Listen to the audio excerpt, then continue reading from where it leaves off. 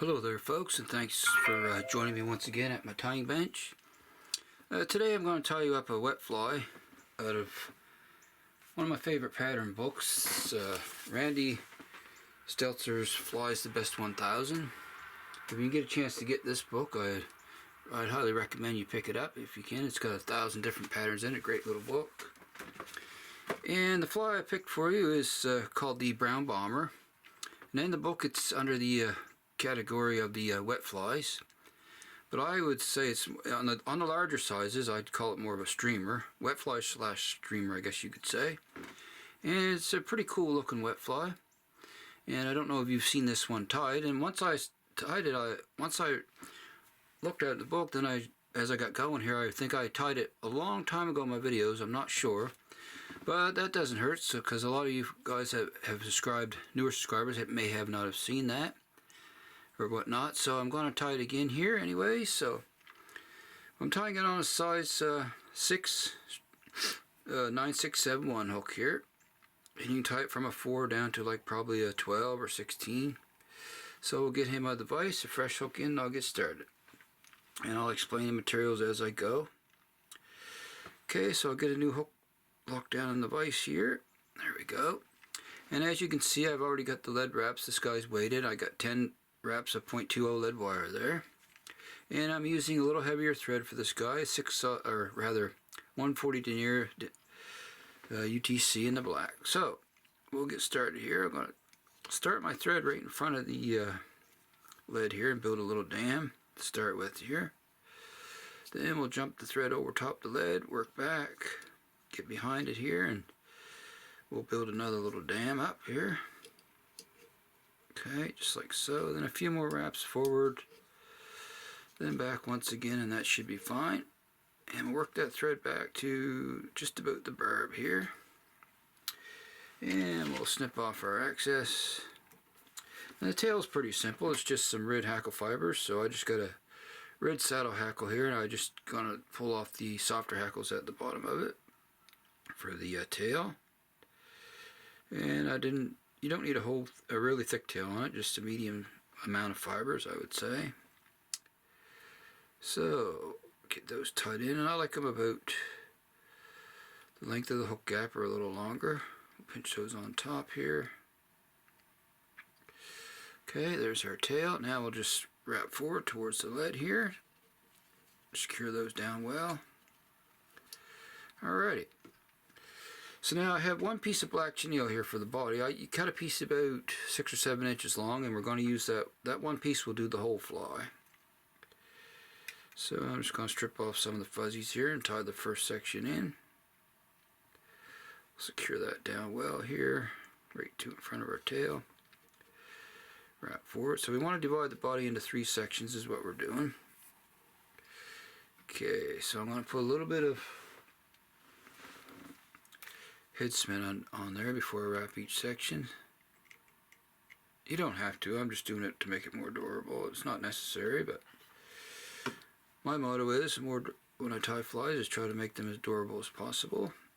So we'll come around with that first wrap. Okay, and we'll do one more wrap, tie that off. Okay, just like so. Okay, we'll come in and trim that excess, and we'll set that aside for the next section. Alrighty, so next is the first hackle, and I have 3 soft brown hen hackles here, which is what it calls for.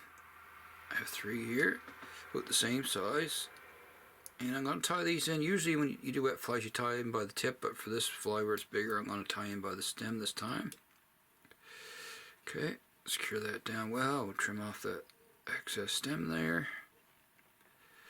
Okay, I'll come in with my hackle pliers. Now with these hen hackles, they're very fragile, especially the tip, so don't be surprised if the tip breaks on me a couple times here. It usually happens. But it's just the way these hackles are, and I usually shoot for 2 to 3 wraps here. Okay, that one didn't break this time. I'll come up, catch that in first, pull it tight, release the pliers. 3 or 4 more securing wraps. Okay, there's our first hackle. Now I'll trim off that tip here, just like so. Alrighty, tie that down, then come back. Now I'm just going to make sure that's pretty even around. Looks pretty good. Now I'm just going to sweep everything back here with my fingers, and we're going to wrap back on that because we want that angled back a little bit, like so here. There we go. That's what we're looking for. Just sweep it back. Okay. First section done. Now we'll move forward a little. Now we'll grab our chenille there once again. And I'll strip off the fuzzies once again here. Tie this in once again. Catch it on top. I'll spin my bobbin counterclockwise. That'll catch that in. Alright. Right in front of the hackle. And we'll begin to wrap that. And you want about, same thing, about 3 wraps usually. So we'll come around. Okay. And I'm going to tie that off. A couple behind that chenille, and then we'll wrap a couple nice and tight in front. Trim the excess. Save that for the last section. Alrighty. So secure that down well, then we're ready to tie in our next hackle. Okay, same deal. I got another hackle here, same size. We'll tie that in by the stem here once again. Okay, get it positioned the way I want it.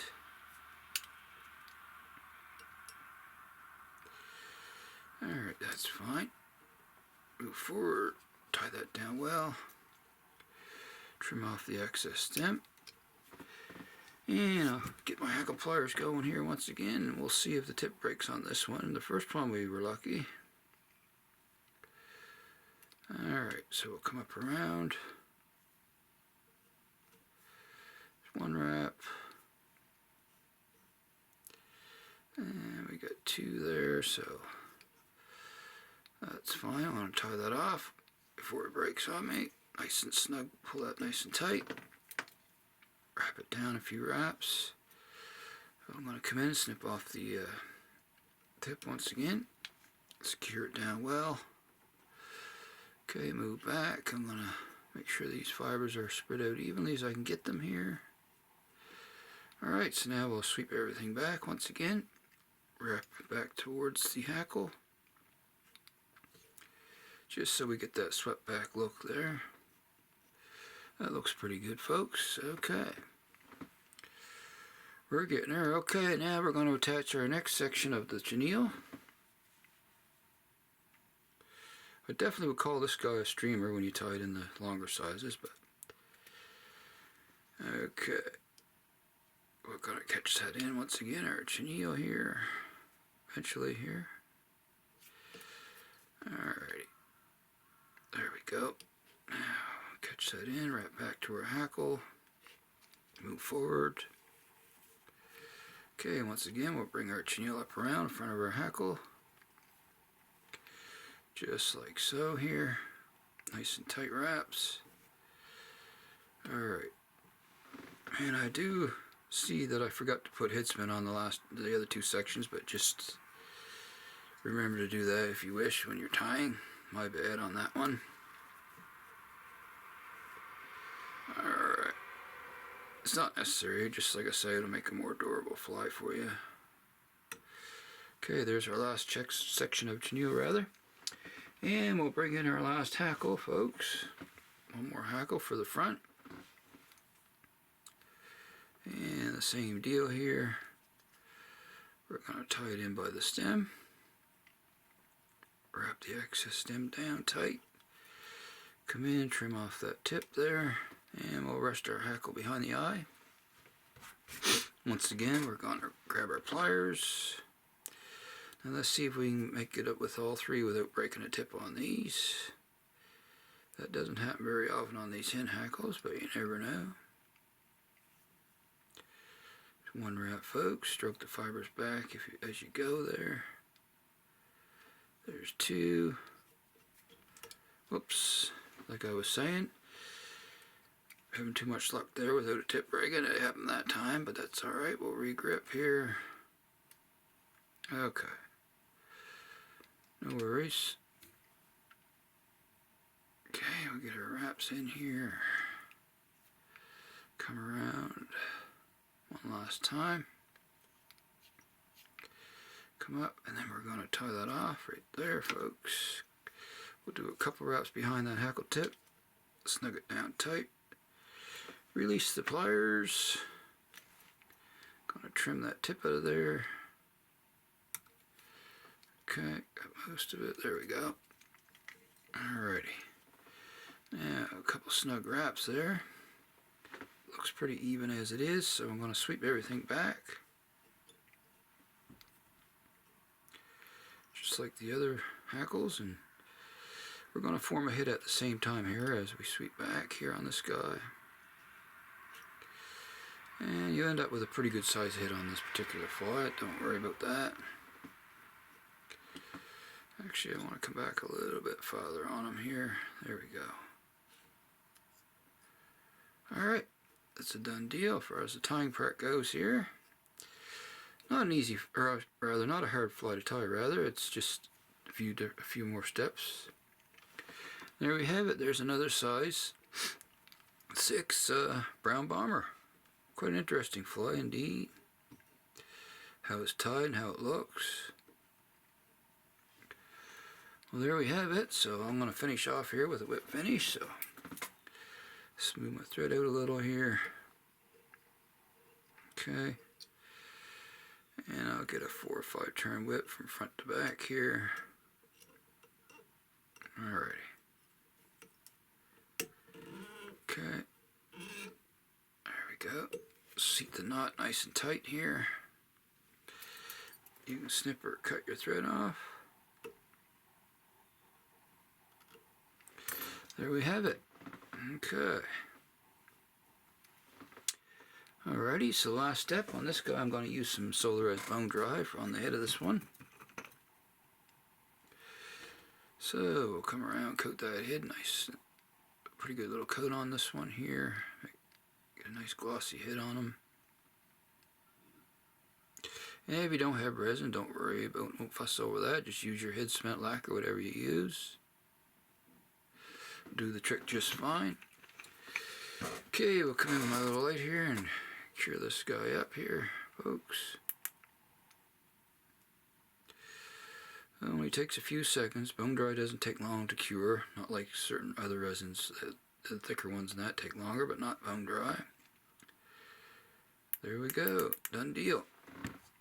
Okay, so there we have it. Quite an interesting fly indeed, I thought.